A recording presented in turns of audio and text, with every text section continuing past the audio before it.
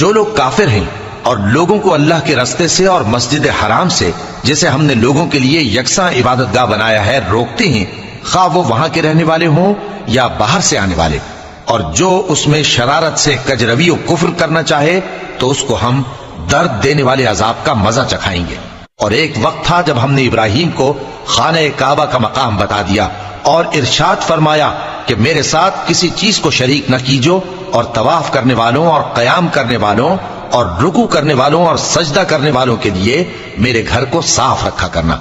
और लोगों में हज के लिए ऐलान कर दो कि तुम्हारी तरफ पैदल और दुबले दुबले ऊंटों पर जो दूर दराज रस्तों से चले आते हों सवार होकर चले आएं, ताकि अपने फायदे के कामों के लिए हाजिर हों। और कुर्बानी के अय्याम मालूम में मवेशी चौपायों के ज़बह के वक्त जो अल्लाह ने उनको दिए हैं उन पर अल्लाह का नाम लें। अब उसमें से तुम खुद भी खाओ और खस्ता हाल